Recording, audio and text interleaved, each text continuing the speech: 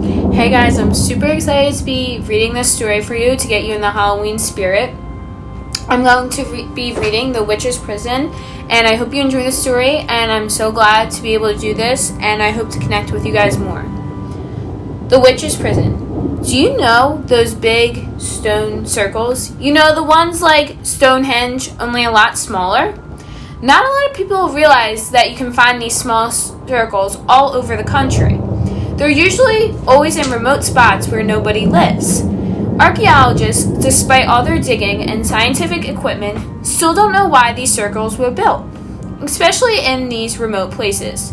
Well, just up the road from this campsite is a stone circle known as the Witch's Prison.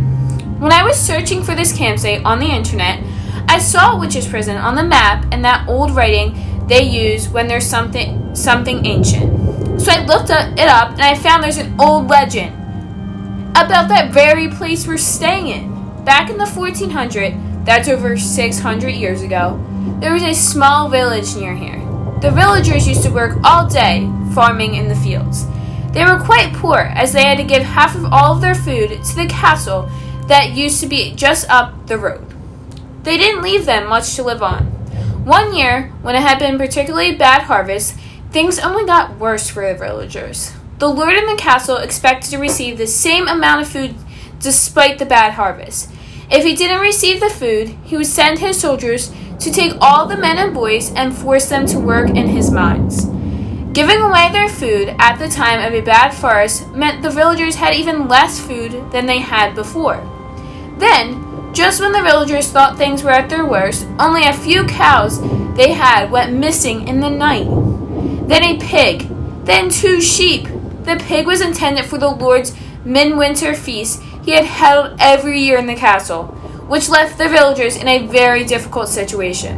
When the Lord found out about the missing pig, he sent his soldiers to the village, thinking that someone in the village had hidden it, wanting to eat it for themselves.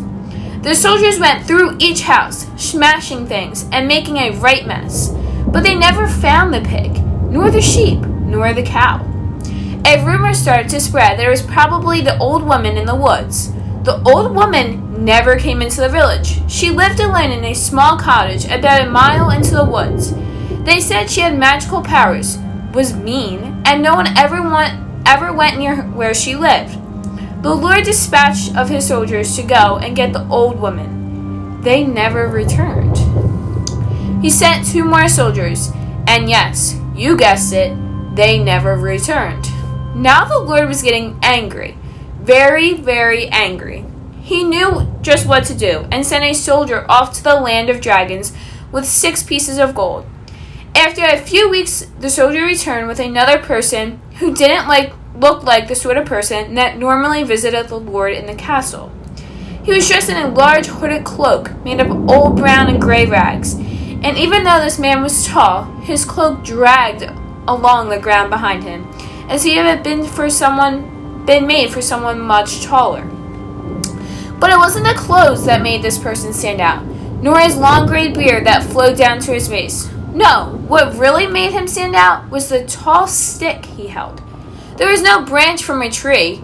It was said that when you first looked at it, you saw carvings of creatures, but then when you looked at it again, it just looked like a stick. A very tall stick with knobbly bits on. Whatever it was very weird.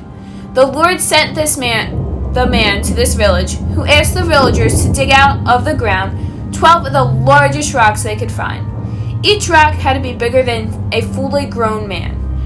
This was winter, and the villagers' stomachs were grumbling from hunger, so digging large rocks out of the cold ground wasn't the largest rocks they could find. Each rock had to be bigger than a fully grown man.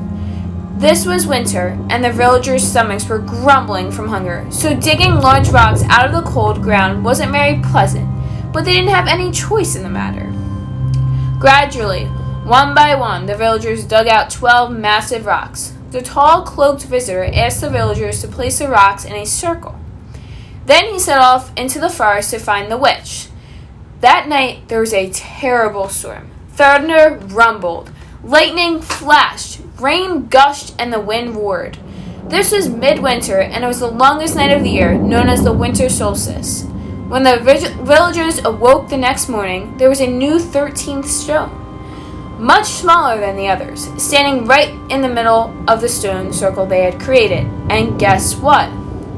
The new stone sort of looked like a bit like an old woman, an old witch, to be more precise. The mysterious stranger from the land of dragons told the villagers to never remove the stone in the middle of the circle, and if they did that, the witch would never bother them again. With that, he set off back to the land he came from. So now, we know why the stone circle down the road is called the Witch's Prison. The thing is, when I checked on Google Maps satellite photo,